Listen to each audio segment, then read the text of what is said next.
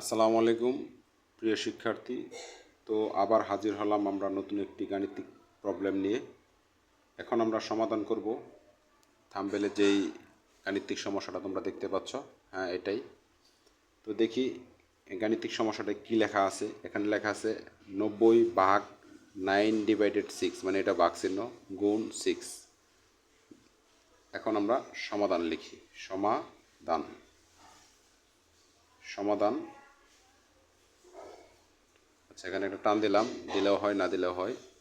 এখন ডাকটা আবার লিখি, 90/9/6 মানে 6 গুণ 6। আচ্ছা, এখন আমরা সমানিকল হোয়াট দিলাম না, এখন আমরা অ্যান্সারটা বের করব।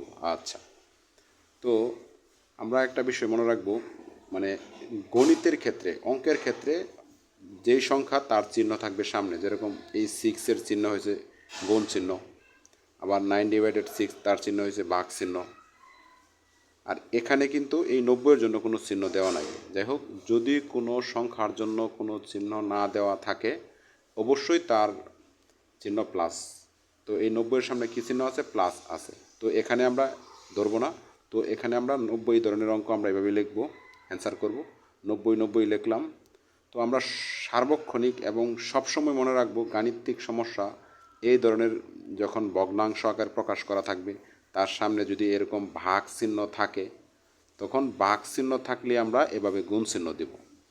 গুণ চিহ্ন দেওয়ার পরে যেহেতু এই ভাগ চিহ্নটা এই এই যে এই সংখ্যাটার 9/6, তো ভাগের পরিবর্তে আমরা কিন্তু গুণ চিহ্ন, আর গুণ চিহ্ন দেওয়ার মানেই এই সংখ্যাটা উল্টাই দেবো, মানে নিচের সংখ্যা উপরে উঠে যাবে আর উপরের সংখ্যা নিচে চলে আসবে। এটাই এই গাণিতিক সমস্যা সমাধান করার সঠিক ক্যালকুলেশন। তো এখন 6 উপর চলে গেছে, 9 নিচে চলে আসছে। আশা করি বুঝতে পারছেন আপনারা। তারপরে এখানে সাইডে কি আছে? 6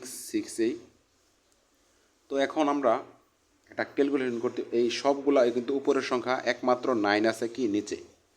তো আমরা সবগুলো একসাথে গুণ করে তারপর 9 দ্বারা ভাগ করলে যে উত্তর হবে। আবার ছোট ছোট আকারে একটু কাটাকাটি করতে পারি। যেরকম এই 9 দিয়ে 90 কাটাকাটি করতে পারি। 9 × 10 কত? 90। ঠিক আছে। তো সবগুলো একসাথে গুণ করেও কিন্তু 9 দ্বারা ভাগ করলে যে উত্তর হবে, আবার এভাবে কাটাকাটি করে কাজ করলেও একই উত্তর হবে। এখন আমরা 6 × 10 কত? 60। এই যে এইগুলো সব গুণ আকারে, 10 গুণ 6 গুণ 6। তো প্রিয় শিক্ষার্থী, তোমাদের যদি এই ধরনের গাণিতিক সমস্যা সমাধান খুব ভালো লাগে, এই ধরনের নতুন নতুন গাণিতিক সমস্যার সমাধান পেতে অবশ্যই চ্যানেলটি সাবস্ক্রাইব করে রাখবে এবং কমেন্ট বক্সে তোমরা তোমাদের মতামত জানাবে। তোমরা তোমাদের বন্ধুদের সাথে শেয়ার করবে ইনশাআল্লাহ।